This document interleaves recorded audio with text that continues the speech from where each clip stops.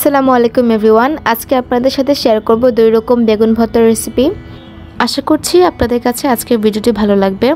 তো প্রথমেই হচ্ছে বেগুন ভর্তা করার জন্য দুটো লম্বা বেগুন নিয়ে নিয়েছি। বেগুনগুলোকে মাঝখান দিয়ে কেটে হলুদ এবং লবণ দিয়ে মাখিয়ে রাখবো, তারপর এগুলোকে ভেজে নেব। এই বেগুনটা আপনারা যদি একটু ভর্তা করেন এভাবে ভেজে, তাহলে দেখবেন যে আরও বেশি টেস্ট লাগবে। কক্সবাজার একটি হোটেলে এরকমভাবে ভর্তা খেয়েছিলাম, তাই ভাবলাম আপনাদের সাথে এই রেসিপিটি শেয়ার করি। তো এরকম ভাজা হয়ে গেলে ঠান্ডা করে নেব। আমি এখানে অনেকগুলো শুকনো মরিচ নিয়েছি, আপনাদের ঝাল অনুযায়ী আপনারা নিয়ে নেবেন। তো এখানে লবণ দিয়ে দিব পরিমাণ মতো, যেহেতু বেগুন ভাজাতে লবণ দিয়েছি। তো এখন এগুলাকে হচ্ছে একটু পিষে নেব। এখন দিয়ে দিব সরিষার তেল। সরিষার তেলটা দিলে যে আস্তে আস্তে যে কয়েকটা ছিলকা রয়ে গেছে সেগুলো ভালোভাবে পিষে যাবে। তো এখন হচ্ছে বেগুনগুলোকে দিয়ে দিব। বেগুনগুলোর ছিলকা বা এগুলো উঠানোর দরকার নেই, কারণ এটা তো ভাজা বেগুনই। তো আপনারা কি করবেন, ডিরেক্ট এরকম দিয়ে দিবেন বেগুনগুলোকে। তো সবগুলো বেগুন দিয়ে ভালোভাবে মাখিয়ে নিব, যাতে করে কোনো লাম্পস না থাকে। বেগুনটা চটকানো হয়ে গিয়েছে। বেগুনটা চটকানো হয়ে যাবে তারপর এখানে পেঁয়াজ দিয়ে দিব। আপনাদের পরিমাণ মতো দিয়ে দিবেন। এখানে 1/3 কাপের পরিমাণের মতো দিয়ে দিয়েছি। লবণ দিয়ে দিব পরিমাণ মতো। তারপর দিয়ে দিব ধনেপাতা। দেখবেন যে এই ভর্তাটা অসম্ভব মজা হয়েছে যখন আপনারা এটা তৈরি করবেন। ভাজা বেগুন দিয়ে আমাদের বেগুন ভর্তা বানানো হয়ে গিয়েছে। আশা করছি আমার ভিডিওটি আপনাদের কাছে ভালো লেগেছে। যদি ভালো লাগে আমার চ্যানেলটা অবশ্যই সাবস্ক্রাইব করে রাখবেন। তো এখন আমি আরেকটা ভর্তার রেসিপি শেয়ার করব। এই জন্য নিয়েছি একটা গোল বেগুন। গোল বেগুনের গায়ে তেল মাখিয়ে দিচ্ছিলাম, সরিষার তেল দিয়েছি।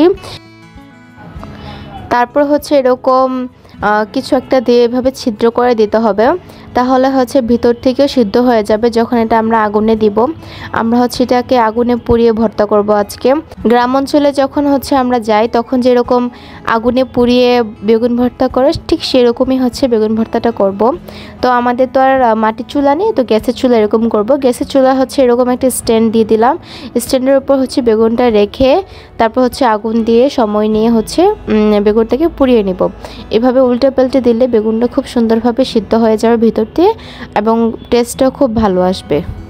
এই যে দেখতে পাচ্ছেন বেগুনটা কিন্তু আমাদের পুরানো হয়ে গিয়েছে। এই পর্যায়ে আমরা বেগুনটাকে নামিয়ে ফেলবো, নামিয়ে ঠান্ডা করে নিব।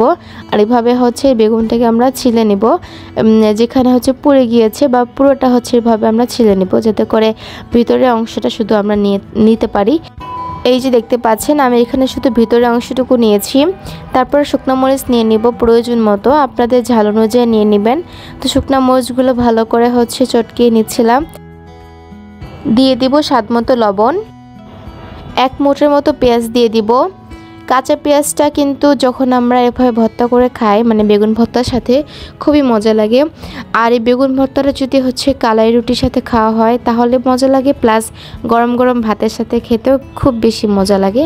তো এখন সবগুলো একসাথে মাখিয়ে নিচ্ছিলাম ভালোভাবে।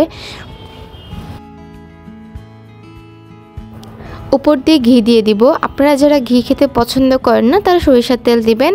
তো শীতকাল তো এখন, তো শীতকালে এরকম ঘি দিয়ে গরম গরম ভাতের সাথে কিন্তু খুব বেশি মজা লাগবে। তাই আমি এখানে ঘি দিয়ে দিয়েছি। আপনারা চাইলে সরিষার তেল দিতে পারেন। 2 ধরনের বেগুন ভর্তা আমার রেডি হয়ে গিয়েছে।